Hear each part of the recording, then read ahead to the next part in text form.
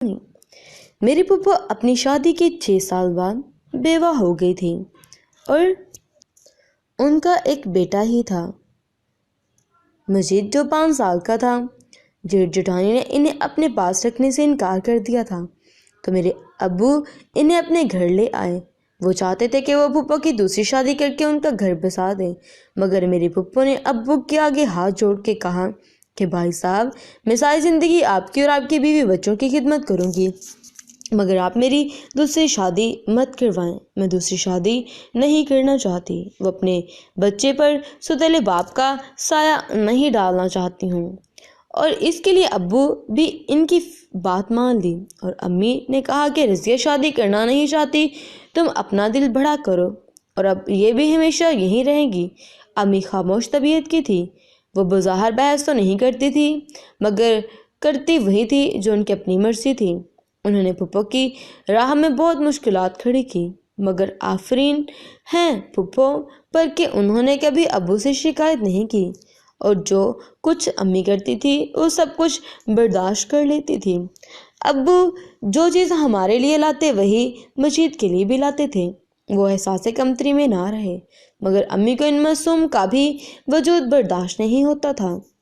وہ ابو سے کھلم خافت مول نہ لے سکتی تھی، مگر چپکے وہ بیٹے کے معاملے میں پھپھو کو تکلیف پہنچاتی رہتی تھی۔ امی نے ابو کو مشورہ دیا کہ پھپھو ان کی دوسری جگہ شفٹ کروا دو، کیونکہ لڑکا بڑا ہو رہا ہے، میری بیٹیاں بھی۔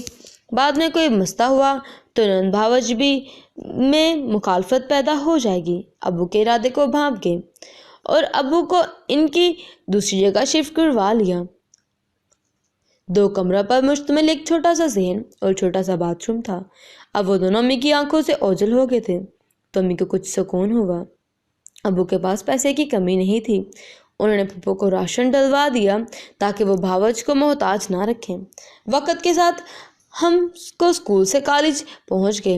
ابو روز اب شام کو مجید کو اپنے پاس لیتے، اس کا ہوم ورک چیک کرتے اور اسے ٹی وی دکھاتے یا کہیں باہر گھمانے پھرنے کے لیے لے جاتے۔ میرے بھائی رحیل کی مجید سے بڑی بنتی تھی۔ وہ دونوں کلاس فیلو بھی تھے اور دوست بھی، اور مجھے بھی مجید سے خاص انسیت اور لگاؤ محسوس ہوتا تھا۔ وہ بچپن سے ہی ہمارے گھر رہا تھا، اسے محبت کی بالکل پروان چڑھ پاتی نہیں چلا۔ شاید میں جانتی تھی کہ ابو کو اس رشتے سے کوئی انکار نہیں ہوگا۔ میں اسے پسند کرنے لگی تھی۔ میں نے کہا کہ میں نے تمہیں اور تمہارے بیٹے کو اس گھر میں اتنے سال برداشت کیا ہے، کچھ نہیں کہا، مگر تم میری خاموشی سے فائدہ نہ اٹھاؤ اور میرا منہ نہ کھلواؤ تو اچھا ہوگا، ورنہ تم کیا سمجھتی ہو کہ میں مجید کی کرتوتوں سے واقف نہیں ہوں؟ امی کی بات سن کر پھپھو کے ساتھ ساتھ میں بھی حیران ہو گئی کہ امی کن کرتوتوں کی بات کر رہی ہیں۔ پھپھو نے کہا کہ بھابھی، مجید آپ لوگوں کے پاس ہی رہ کر پلا بڑھا ہے اور اچھی طرح جانتی ہیں آپ اس کو۔ امی نے کہا، جانتی ہوں تبھی تو یہ کہہ رہی ہوں۔ میں بھی سوچ رہی تھی کہ اب امی اس یتیم پر اور کیا الزام لگانے والی ہیں۔ پھپھو نے امی سے پوچھا، بھابھی ایسی کیا بات ہوئی ہے جو آپ اتنی بڑی بات کہہ رہی ہے؟ امی نے کہا کہ تم اگر سننا چاہتی ہو تو سنو۔ وہ شادی کی بات تو رمشا سے کر رہا ہے اور عشق عائشہ سے فرما رہا ہے۔ امی نے عائشہ کو آواز دی اور کہا، بتاؤ تمہیں مجید کیا کہتا ہے؟ عائشہ نے کہا، وہ مجھے اکیلے میں کہتے ہیں کہ میں تم سے بہت محبت کرتا ہوں، شادی بھی کروں گا تم سے، مجھ سے دوستی کر لو۔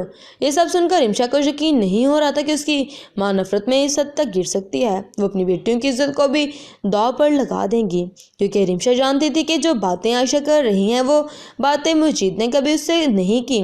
یہ باتیں ضرور امی نے عائشہ کو سمجھائی ہوں گی اور کہنے سے اسی نے کہا ہوگا۔ امی کی بات سن کر پھپھو نے کہا، میرا بیٹا ایسا نہیں کر سکتا۔ اگر آپ کو یہ رشتہ نہیں منظور تو ٹھیک ہے، میں اب اس رشتے پر زور نہیں دوں گی۔